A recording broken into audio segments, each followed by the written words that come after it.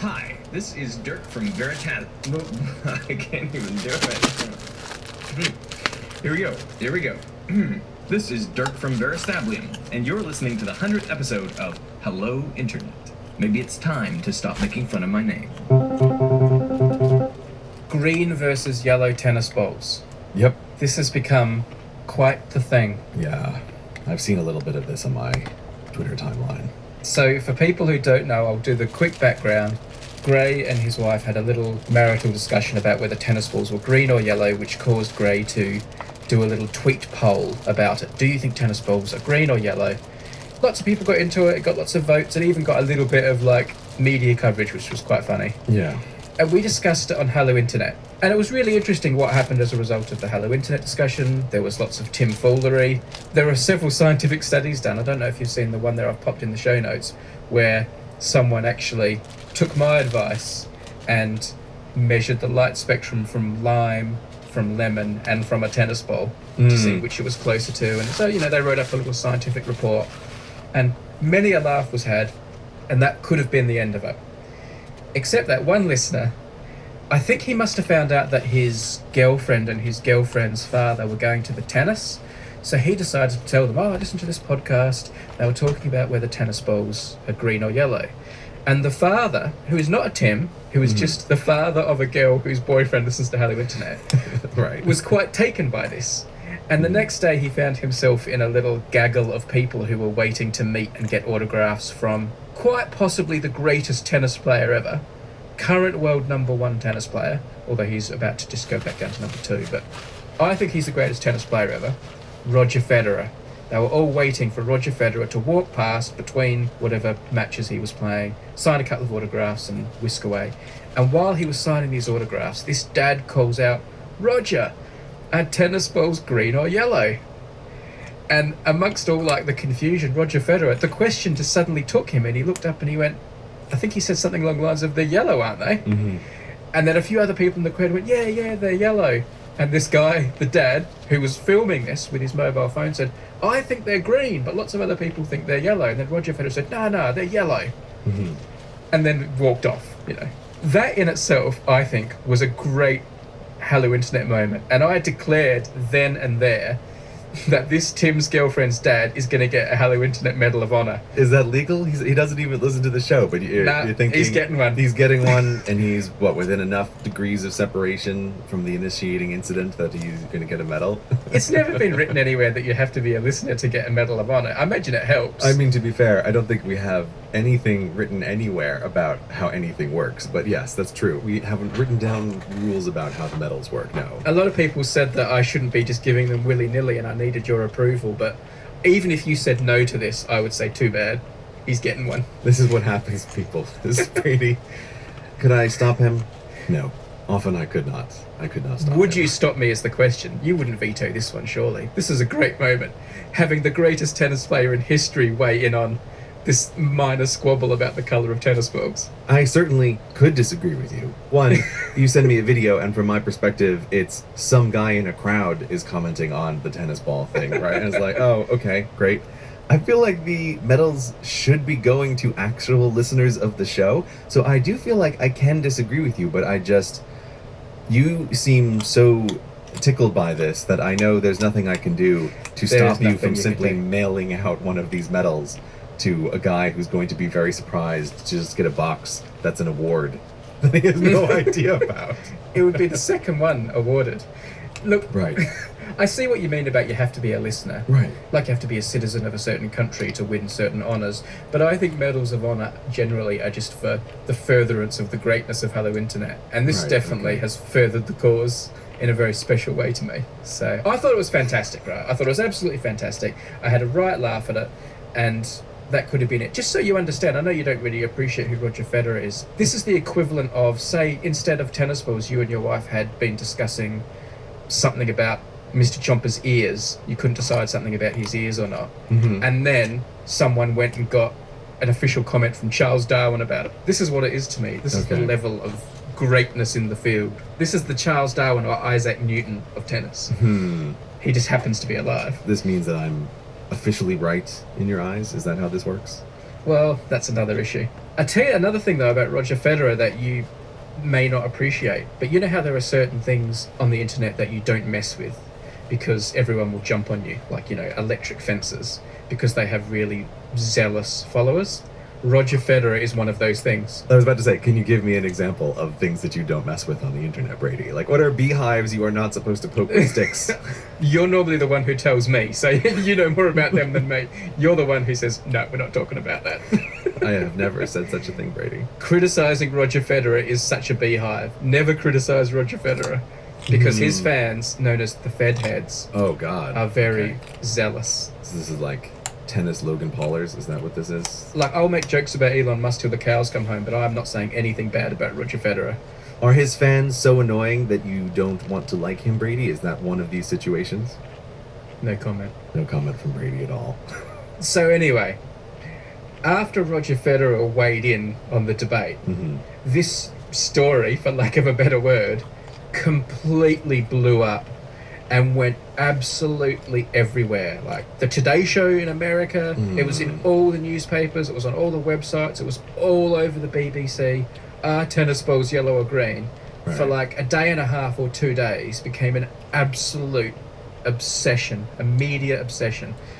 Any mention of Gray and his wife, where it all started, or Hello Internet, had completely vanished from existence. Lots of Tims were upset about this. They were like, oh, they're not mentioning Gray, or they're not mentioning Hello Internet. Like, well, it's just what happens with these things. Yeah. But it became absolutely massive. You couldn't look anywhere without it coming up. Do you care, or are you relieved that you kind of got pushed out of the story, or? I mean, you kept sending me more and more things from news stories about where it was being posted. Yeah. And the number one thing, no, I don't feel like I need to be credited that I worded a tweet that was a discussion about my wife and I and tennis ball. Like, that is the kind of thing on the internet that trying to have any kind of ownership of that is just like an insanity, right? Like, so I want to be really clear. I would have no expectations that by the time this thing gets pattern matched up to Good Morning America, that Good Morning America is like, Gray and his wife are having a discussion about tennis balls, right? Like, I would not expect that. But I did have this different feeling where I kind of did not like you sending me these articles where you're like, oh, look, it's over here now. Oh, look, it's over here now. I only sent like 3 or 4. I think it was 300 or 400. It felt like a It lot. was not. I will let you continue, but you are doing me a disservice here. It was not that many. It was 3 or 4. It wasn't that many, but it was also on Twitter. Like, people just kept sending me like, Yeah. hey, look, the thing is over here. Okay, so Yeah. there is also a way where I feel like, how can I say this thing without sounding like the world's most jaded asshole? I think that boat sailed, mate. Yeah, no, it's totally gone. But there's a thing where people want you to be like happy that this thing that you started has spread far and wide throughout the news media. And my response to this is not a kind of happiness. It's just like, enough of these things have happened over the years. I've seen this happen with other people enough over the years that this is just like a pattern. And I feel like this is what the media machine does. Like, they're looking for things that they know are going to get them views and attention, and they will just repeat and pattern amplify that. And copy the others, what the others are doing. Yeah, and copy the others, but they copy the others in this like battle of the memes for attention of who's watching TV. And any kind of thing like this where you can divide people in teams, like, it's going to spread. But my feeling, people are like, oh, aren't you excited? Like, it made the New York Times. It's like, not exciting. This is like literally the job of these companies, is to find things that will get people's attention and to pattern amplify them across time. So I almost felt like, oh, this like thing that was fun for the podcast, like now it is everywhere in the world, like, and it's just been pattern amplified all over the place. It was a strange thing to see this spread across the internet, but that's what happens. Like, catchy ideas spread. It would be like definitionally impossible for them not to spread, but that's how these things go. They spread across the internet very fast and very far. Just to be clear, I wasn't sending you those things because I wanted you to be like excited or happy or proud. I was winding you up, basically, because I know how much you hate the media. So the fact that like you and your wife just, you know, chatting about tennis balls for 10 minutes in your house can make it as a news story in the Times of London. Yeah. Like, I expect you to see that and go, oh my God, what world do I live in? I'm sending that to you to like poke the grumpy old man and get him more upset about news, not like well done, you should be proud. You've made it. Yeah, I know that's 100% what you're doing, which is also why, Brady, you may have noticed you got very few responses from me. It's like, Brady sends the articles through, and there's like, I say nothing back, right? Like, I'm not going to reply, because I know you're trying to wind me up, right? And That's all right. That's why I CC your wife into the messages as well, because she's polite and replies. And she was also getting a bit wound up, and I happened to be away while this was going on, and you were group messaging my wife and I, and I was busy, but I came very, very close to sending my wife a message, which would have been something along the lines of like, don't keep replying to Brady, you're just encouraging it. Because she was all like, this is tweet booting, right? This is outrageous. Like, She was just playing. She was being fun. She got the joke. but yeah, no, of course. I know you're trying to wind me up, and it fits exactly in like the gray checklist of not media hatred, but media sadness, disappointment, a little bit of despisal. I'm not angry at the media. I'm disappointed. Yeah, I'm disappointed. And next time you want to tell me about the brave Fourth Estate protecting our democracy from all sorts of ills, I will remind you that they spent lots of time on whether or not tennis balls are green or yellow. Can't argue with that. I know we talk about how I will sometimes cut things that you say from the show, segments that I find boring, sports ball corners sometimes. But I have to say, that last episode, I did have a real crisis of confidence of if I should even put up that section about necessary lies of society. There was something about it that just felt like, I don't know if I really want to open this door publicly. I really did think about it, like, should we put up this little section? We're not really saying anything that's terrible in here. This is not like a brand new idea that has never been released into the world, but there was something about it that I felt a little bit uncomfortable about. But once the show was up, then I immediately asked on Twitter, like, hey everybody, tell me your necessary lies to keep civilization together. Because they're like, well, when it's out here, let's just double down. And it's interesting because I think I got back many terrible answers. And that people would just say things that like are phrases that you hear that simply aren't true. So I'm trying to think about how to define more clearly this idea of like a necessary lie of civilization. And I think your one just then as the transition is totally true. Like, cheaters never win is a kind of civilization propaganda that we have to try to get people on board with, even though it's not true. Anyway, so there were a bunch of answers that I thought were not really good or just like aphorisms. But I think the best answer that I got was from Breedcrow on Reddit, and the necessary lie is that violence is not the answer, or violence is not the solution. Man, that is a really great necessary lie of civilization.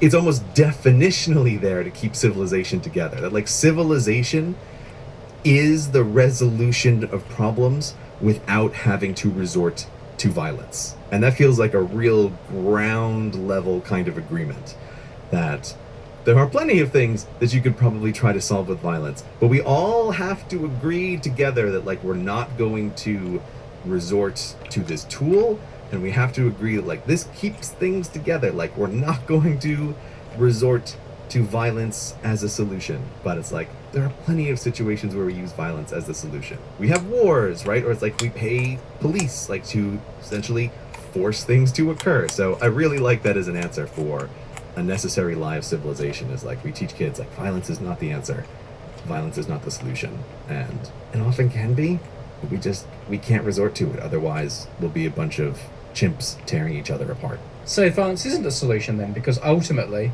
we tear each other apart. Violence is not the solution if everyone uses violence. Violence can be a solution if a select few people use it. Yeah, that's really getting to the core of, like we were talking last time, like the psychopathy school of like, oh, we pull some people apart and we say like, hey, here's some things you might want to know that are actually true. Like you're going to be very successful or very terrible people.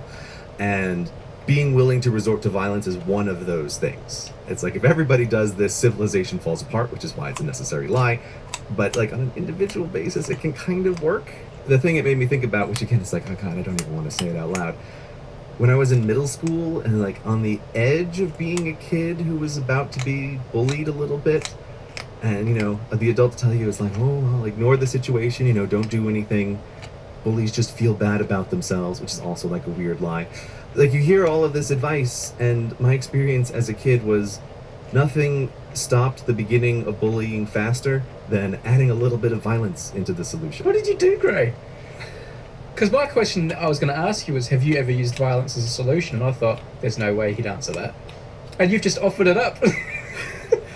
Well, Your criminal past. it's not criminal. It's self-defense. What did you do? Did you punch someone?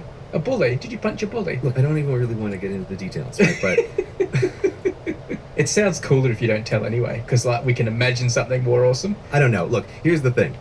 The reason why I would be like a potential bullying target is because I wasn't like a big buff kid or anything. Like, shock, surprise, younger Gray was kind of a nerd, right? Like, total surprise, I'm sure, to absolutely everybody.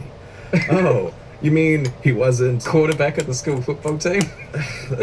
Yeah, that's not the image of how it was. So you just you laid down a marker once. You lay down a marker, and the trick is you have to be able to convince the other person that retaliation will be unreasonably large. Again, I don't want to say these things out loud, Brady. Why do I say them into the microphone? But It's just you and me here. when I was a teacher, I would just see it. Like, I had the interesting experience of teaching at mixed schools with both boys and girls, teaching at girl-only schools, and teaching at boy-only schools. Like, it was really interesting as an adult to see this, like, from a different perspective. Mm. And it's like, oh, there's a couple of lessons that I learned there. Like, lesson number one is high school is even more awful, like, viewing it from the perspective as an adult than it was as a kid.